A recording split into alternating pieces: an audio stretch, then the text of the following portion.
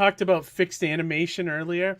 I imagine this is what you meant by it. Like I went to see the Hanna Barbera exhibit up at the they had it at a museum exhibit, and they talked about how Hanna Barbera would, a lot of the characters would have ties, so that they would not have to animate below the tie. They would just do the face. Right. Is that what smart. You meant by? Yeah, it's all planned. I mean, the design has to be simple enough that it doesn't matter that you're not moving.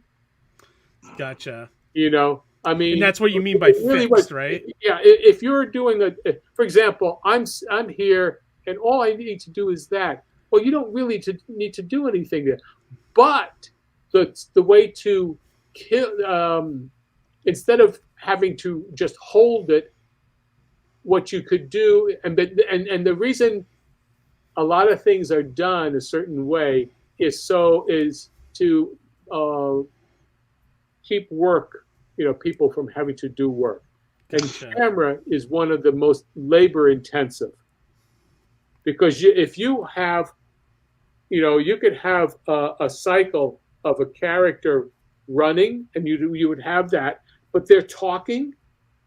All right, you still have to lay down 2 layers of cell and keep changing 2 layers of cell while one's running as a cycle, even though you've only done 5 drawings for the cycle of the run, and then the talking is going on there, but the camera is still having to do that. So I was just gonna say, I immediately think of Johnny Quest. Yeah, because there would always be the scene where he's running with Haji, and everything's almost static except for the running and the mouth moving. So that makes a lot of sense. Yeah, or even Speed Racer. In hindsight, Speed Racer is very stiff in that regard, right? And like you said, there's fixed animation, and they probably relied pretty heavily on that. Yeah, for dialogue, and for really, limited animation, and it could be planned, but at the same time, you're limiting the amount of movement, so which is different from planned and reuse. With that, I'll tell you one trick. A lot of times people say, "Well, why don't you just, you hold the body, and you are."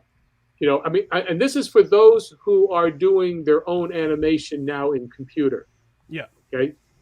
Because now you don't have to worry about cameras and doing that kind of shifting of acetate and picking out, putting it back down, right. And so forth. Flipping it. So what you do is this: instead of having to, if you want to do just talking, and you want to hold the body, run a cycle of doing tracings, and this is what I'm saying is that you have one body, just to hold the body, and then you retrace it 2 times, and then run that as a cycle.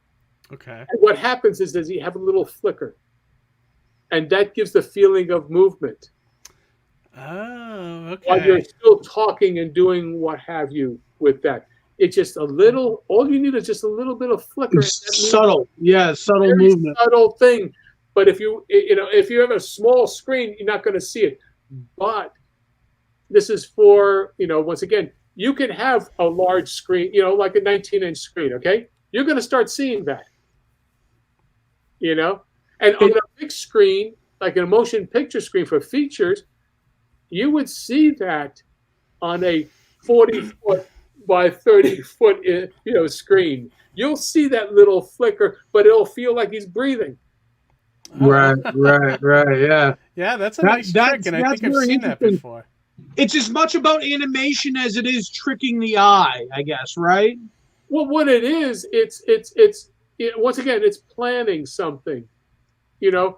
Just because you draw, a feature quality doesn't mean that you have to do every drawing. You don't have to have one drawing for every frame of film or video, whatever.